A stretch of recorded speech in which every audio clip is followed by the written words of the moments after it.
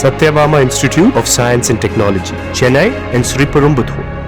கோவையில் அவிநாசி சாலையில் இயங்கி வரும் YWCA பள்ளியை மூடுவதற்கு எதிர்ப்பு தெரிவித்து வெயிலையும் பொருட்படுத்தாமல் மாணவர்களும் பெற்றோரும் சாலை மறியலில் ஈடுபட்டனர். 800க்கும் மேற்பட்டோர் படித்து வந்த அந்த பள்ளியில் கொரோனாவுக்கு பிறகு 170 பேர் மட்டுமே படித்து வருகின்றனர். மேலும் மேம்பால பணிகளுக்காக பள்ளியின் மொத்த இடத்தில் 3 சென்ட் நிலம் எடுக்கப்பட்டுள்ளது. இதனால் பள்ளியை மூடுவதற்கு பள்ளி நிர்வாகம் முடிவெடுத்தது. ஆனால் அதற்கு எதிர்ப்பு தெரிவித்த பெற்றோர் தங்கள் பிள்ளைகளுடன் சாலை மறியலில் ஈடுபட்டனர். அவர்களை போலீசார் சமாதானப்படுத்தி அனுப்பி வைத்தனர். ஃபர்ஸ்ட் ஸ்டாண்டர்ட்ல இருந்து இந்த ஸ்கூல்ல நான் படிச்சிட்டு இருக்கேன்.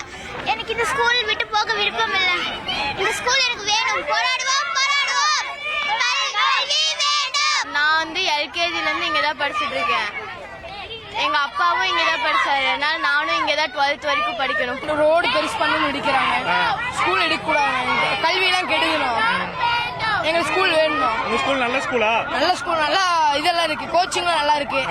எல்லாரும் நல்லவங்க தான். இப்ப சாலை மறியலில் ஈடுபடுறீங்க, போலீஸ்காரங்க வந்து கலெக்டர் என்ன பண்ண போறீங்க? இப்ப நாங்க எல்லாம் கலெக்டர் ஆபீஸ்க்கு போறோம். அங்க போய் கேட்போம், எங்க ஸ்கூல் வேணும்னு போராடுவோம். நாங்க 2 குழந்தைகளை வச்சிருக்கோம். டொனேஷனே 50,000னா 2 குழந்தைகளுக்கு 1 லட்சம் ரூபாய் ஆச்சு. அது போக ஃபீஸ், அது போக புக்ஸுக்கு எல்லாத்துக்கும் வந்து ஒவ்வொரு குழந்தைகளுக்கும் 1 லட்சம் ரூபாய்க்கு மேல ஆயிரும்.